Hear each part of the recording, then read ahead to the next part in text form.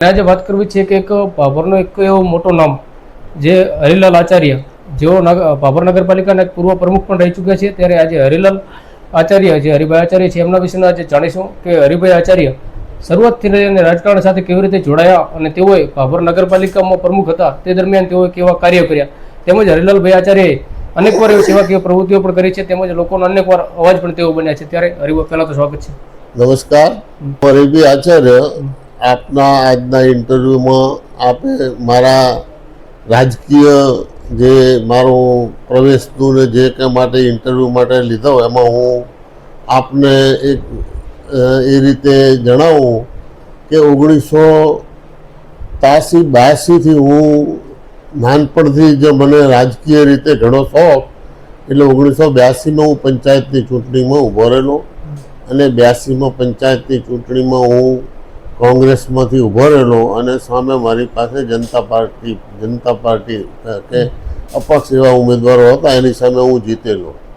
એની પછી વારંવાર પંચાયતની સેવા કરવાનો મોકો મને નગરજનોએ આપેલો અને લગભગ 2006 સુધી હું પંચાયતમાં સભ્ય તરીકે રહેલો અને વચ્ચે દિયોદર તાલુકા કોંગ્રેસ પ્રમુખ તરીકે 1988થી 1995 સુધી કોંગ્રેસ પ્રમુખ તરીકે રહેલો અને પંચાયતમાં તો વારંવાર જીતેલો. પણ 1988માં જ્યારે જિલ્લા પંચાયતની ચૂંટણી આવેલી ત્યારે એમ કે મને માનનીય BK ગઢવી સાહેબે અને અમારા પ્રમુખ શ્રી ગોબરસિંહે ભાભર જિલ્લા પંચાયતની સીટ લડવા માટે પાર્ટી તરફથી જણાવવામાં આવેલું અને 1988માં મારા ઘેરથી અને લીલાધરભાઈ વાઘેલાના ઘેરથી લીલાબેન બંને જણાએ ભાભર જિલ્લા પંચાયતની સીટ ઉપર મુકાબલો કરેલો અને હું એ ટાઈમે પણ ઠાકોર સમાજના ગામડા હતા, તેમ છતાં 3876 વોટે વિજયી બનેલો અને એ ટાઈમે જિલ્લા પંચાયત કોંગ્રેસની બની અને પ્રમુખ તરીકે અમારા થરાના શાંતિલાલ ભગત બનેલા પ્રમુખ તરીકે અને શાંતિલાલ ભગતનું અવસાન થતાં ગોવાભાઈ દેસાઈ આવેલા.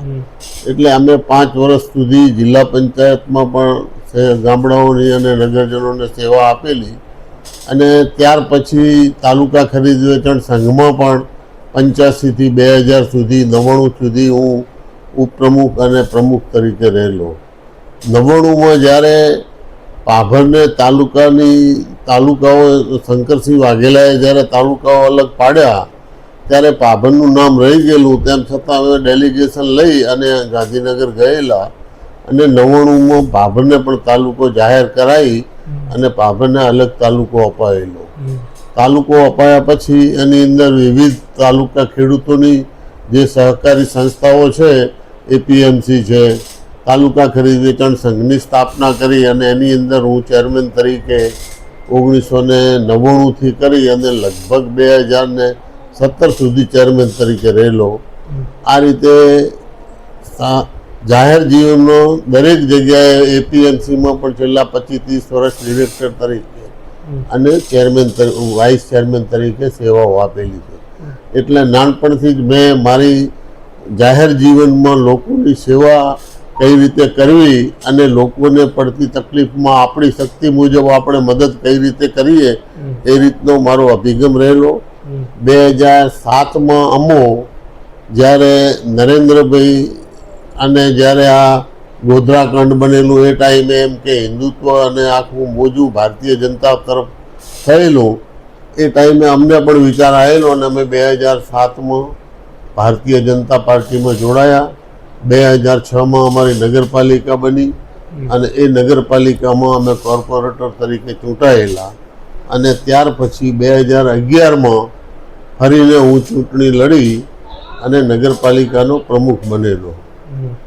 નગરપાલિકાના પ્રમુખ બન્યા પછી 5 વર્ષ નગરપાલિકામાં નગરની જે કંઈ સુવિધાઓની જરૂરિયાત હતી પૂરી કરી. એની પછી ચૂંટણી આવી ત્યારે એમ કે શંકરભાઈને અમે બધા સાથે મળી અને આ નવી નગરપાલિકામાં દરેક કોર્પોરેટરોને ટિકિટ આપી અને 23-23, 24, 21 સીટ અમે જીતી અને લાયેલા. એ ટાઈમે અમારા ભાઈ વૈકુંઠભાઈ આચાર્યને અમે પ્રમુખ તરીકે બેસાડેલા. અને ત્યાર પછી 2021માં ચૂંટણી આવી. એ ટાઈમે શંકરભાઈએ ફરીને મને હેન્ડલિંગ કરવાનું સૂચના આપી અને શંકરભાઈની રાહબરી નીચે અમે ફરીને ચૂંટણી લડ્યા. એની અંદર મારા દીકરાને પણ ડિરેક્ટર તરીકે, કોર્પોરેટર તરીકે લાવેલો અને એની પછી પાર્ટીએ મારા દીકરાને પણ પ્રમુખ તરીકે બેસાડેલો. એ 5 વર્ષ પાછી સેવા આપ્યા પછી આ 26ની ચૂંટણી આવી.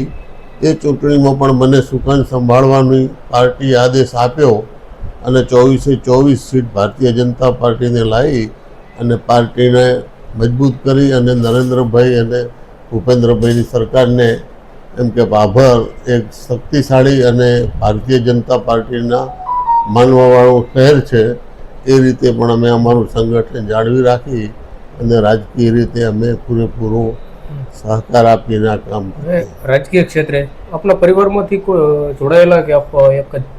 મારા પરિવારમાંથી હું, મારા વાઈફ અને મારા દીકરો, કે જે ત્રણેય, મારા વાઈફ જિલ્લા પંચાયતના સભ્ય બનેલા, હું એમ કે સભ્ય સહકારી ક્ષેત્રે અને જિલ્લા નગરપાલિકાના પ્રમુખ તરીકે, મારા દીકરા પણ પ્રમુખ તરીકે આવેલા. પરંતુ અમે ક્યારેય સહકારી ક્ષેત્રે હોય કે નગરપાલિકા ક્ષેત્રે હોય એની અંદર ક્યારેય ભ્રષ્ટાચાર કે કોઈ પણ જાતની અમે છેલ્લા અમારા કાર્યકાળમાં અમે એક પૈસાનું નગરપાલિકામાં ક્યાંય ભાડા ભથ્થાનું વાઉચર બનાવીને પણ પૈસા લીધા નથી. આ રીતે એમ કે એક સ્વચ્છ અને સુંદર વહીવટ આપણે આપેલો છે.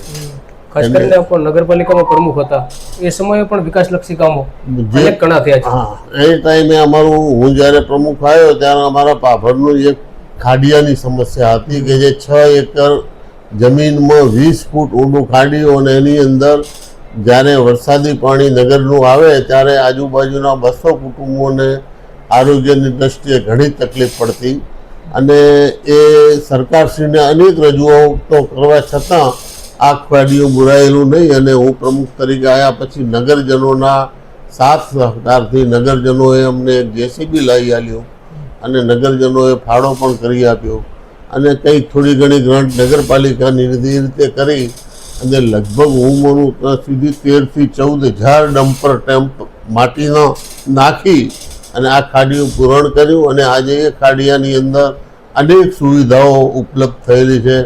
નગરપાલિકા ભવન, કોમ્યુનિટી હોલ, શાક માર્કેટ, ગાર્ડન, પછી pay and use, shopping centre, આવી અનેક સુવિધાઓ. અમારી પાસે એક કશું જમીન નથી. આ ખાડીયું પૂરણું એટલે જ નગરની મધ્યમાં આ 6 એકર જમીન બની ઉપલબ્ધ થઈ અને એની અંદર આ વિકાસના કામો થયા. ખાસ કરીને જે નવરચિત જિલ્લો છે વાવ-થરાદ જિલ્લો, આ વાવ-થરાદ જિલ્લો બનાવવા પાછળ પણ હરિલાલભાઈ આચાર્યનો ખૂબ જ એક મોટો હાથ. અને અહીંયાના લોકોને આ વાવ-થરાદ નવરચિત જિલ્લો બનવાથી અહીંયાના લોકોને, આ વિસ્તારના લોકોને ઘણો બધો એવો ફાયદો થઈ રહ્યો છે. તો આ બાબતે શું કહેશો? એમાં પણ આપણે એક મોટું યોગદાન આપ્યું. એ ટાઈમે અમને વાવ-થરાદ જિલ્લાની જાહેરાત થવાની હતી. એ ટાઈમે અમારો કોન્સેસ લેવામાં આવેલો. અમને પાલનપુર ઘણું દૂર પડતું, પાલનપુર જઈએ તો આખો દિવસ બગડતો. અત્યારે વાવ-થરાદ જિલ્લો બનતો અમે કલાકની અંદર વાવ જઈ, થરાદ જઈ અને જે કંઈ અમારું કામ હોય પતાવીને આવીએ છીએ. અને થરાદ જિલ્લો થતાં એમ કે વિકાસના કામો પણ વેગ મળ્યો છે અને આજુબાજુની જનતાને પણ જે કાંઈ કામો હોય એ થરાદની અંદર ઝડપી થાય છે. એટલે અમને તો બહુ સારી રીતે થરાદ જિલ્લો થતાં શંકરભાઈનો પણ અમે બધાએ ખૂબ ખૂબ આભાર માનેલો અને થરાદ જિલ્લો છે અને અમે ખૂબ ખૂબ આવકારેલો. અહીંયા આપ લોકોના પણ અવારનવાર પ્રશ્નો સાંભળતા હોય છો. આપની ઓફિસમાં બેસીને અમે ઘણી વખત એવું જોયું છે કે લોકોના પણ પ્રશ્નો, લોકો સાથે, નાના માણસો સાથે વધારે આપ જોવા મળો છો. અમારી પાસે, મારી પાસે આજે મારી આ ઓફિસની અંદર કોઈ પણ દિવસ એવો ખાલી નહીં હોય કે જેની અંદર રોજ 10-20 જણા પોતાના કામો લઈને આવે. મારી પાસે એક ટ્રાન્સપોર્ટ મંડળી છે. એ મંડળીની અંદર 200 થી 300 ગાડીઓનું ધિરાણ છે. જે નાનામાં નાના માણસો જેને બેંક ધિરાણ ના આપતી હોય એવા લોકોને પણ અમે ધિરાણ આપી અને રોજીરોટી મળી રહે એ રીતના છેલ્લા 15-20 વર્ષથી અમારી મંડળી ચાલે છે. અને એ મંડળી પછી સેવા સહકારી મંડળી જે ખેડૂતની છે એનો પણ હું ચેરમેન છું. એની અંદર પણ અમારા પાભરના ખેડૂતો જે કંઈ હોય એમને પાક ધિરાણ છે, ખેતીને લગતું જે કંઈ ધિરાણની જરૂર હોય અમે પૂર્ત કરીએ છીએ. અને નાના મોટા કોઈ પણ પ્રશ્નો હોય તો લોકો નગરજનો દોડીને આવે તો એમને પૂરેપૂરો સંતોષ આપી અને અમે એમ કે એમને સંતોષ આપીએ તો જ લોકો અત્યારે માનો કે 3 ટર્મથી બધી જ સીટો આપે છે. અમારે કોઈ પણ જાતનો આ અમે 24 સીટ લાવી એની અંદર જિલ્લાનો કે પ્રદેશના કોઈ નેતાઓને અમે લાયા નથી. અમે જાતે જ અમારા પગભરથી લડી અને 24 સીટો લાવી છે અને ક્યાંય કોઈ પણ જ્ઞાતિને કોઈ પ્રેશર કરવું પડ્યું નથી. દરેકે પોતાની હમદર્દી બતાવી અને વફાદારી બતાવી અને અમારી સાથે રહી અને અમને આ સીટો આપી છે. ખાસ કરીને આ વખતે જે ભારતીય જનતા પાર્ટી દ્વારા ભાભર શહેરમાં 24 સીટો લાવવામાં આવી છે, આપના દ્વારા અનેક એવા કાર્યકર્તાઓને મહેનતથી આ વખતે 24 સીટો આવી છે, તો શું આ બાબતે પ્રમુખ વિશેનું શું રહેશે, આપનું માનવું શું છે? અમે 24 સીટ જે લાવી છે એની અંદર નગરના પ્રતિષ્ઠિત માણસોને કમિટી બનાવેલી દરેક સમાજની અને જે યુવાનોને રસ હતો કે જે નોન કરપ્ટેડ એમને કોઈ બીજી સેવા સિવાયની પ્રવૃત્તિ ના હોય એવા લોકોને 24 ટિકિટો ફાળવેલી અને અત્યારે પણ જે 24 જણા છીએ એ સર્વસંમત પ્રમુખનું ઉમેદવારનું નામ પણ આપ્યું છે અને એની અંદર પણ અમને વિશ્વાસ છે કે ઠીક છે કોઈ એકાદ બે જણને કોઈ એવી લાલચા હોય તો એણે રજૂઆત કરી હશે પણ લગભગ સર્વસંમત અમારી પ્રમુખની માંગણી જે છે એ સંતોષાશે અને પાર્ટી પણ જે કદર કરે છે ટિકિટોમાં પણ અમે જ્યારે રજૂઆત કરી ત્યારે એમણે એક જ વાત કરેલી કે તમે 2 જણા જે કહેશો એ ટિકિટો આપશું પણ સીટો અમને લાવી આપજો. તો અમે પાર્ટીને એ પણ કરી બતાવીને 24 સીટ લાવી છે. એમ પ્રમુખમાં પણ અમારી રજૂઆત મુજબ પાર્ટી ચોક્કસથી સાંભળશે એવી અમને પૂરેપૂરો વિશ્વાસ. તો જન્મ ભાભરની અંદર થયેલો. મારા પિતાશ્રી એ ટાઈમમાં વકીલ તરીકે કેવરાતા અને નાની મોટી એ ટાઈમે દુષ્કાળો પડે તો પોલીસ માની લો કે અરજીઓ બીજી કંઈ રાહતની કરવાની હોય પોલીસ સ્ટેશનની તો આ બધું નાનું મોટું કામ લોકોનું કરતા અને એ જમાનામાં લોકો અરજી લખાવવા આવે તો 2 રૂપિયો આપતા અને એ રીતે લોકોની સેવા મારા ફાધરે પણ કરેલી. અને ત્યાર પછી અમે ભાભરમાં પોલીસ સ્ટેશનની સામે અમારું ઘર હતું અને નાના મોટા અહીં થયા છીએ. મારો જન્મ 18/9/1948માં થયેલો છે એટલે 77 વર્ષ પૂરા લગભગ મને ત્યાં છે. 78મું ચાલે છે એટલે કાયમ માટે એક જ ભાવના લોકોની સેવા કરવાનું. કોઈ આવ્યું હોય તો લગભગ નગરમાં ને આજુબાજુમાં એક જ વાત હોય કે ભાઈ હરિભાઈ પાસે જશું તો અમારું કામ થઈ જશે. એટલે ભગવાનની પણ અમારા ઉપર કૃપા છે કે ભાઈ અમે અમારું કોઈ પણ કામ હોય તો ભગવાન પણ અમને પૂરી મદદ કરે. અભ્યાસ કેટલો આપનો અભ્યાસ? હું અભ્યાસ 9 ચોપડી એ ટાઈમનો 9 ચોપડી. આગળ જઈને પછી રાજકારણ બાબતે વિચાર્યું રાજકારણમાં જવાનું?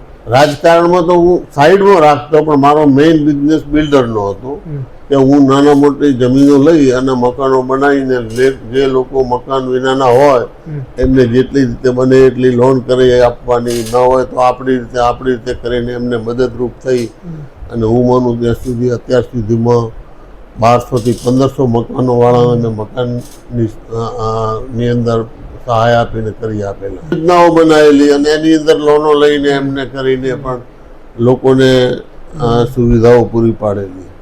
ચોક્કસથી તો દર્શકો હતા હરિભાઈ આચાર્ય જે ભાભર નગરપાલિકાના પૂર્વ પ્રમુખ રહી ચૂક્યા છે અને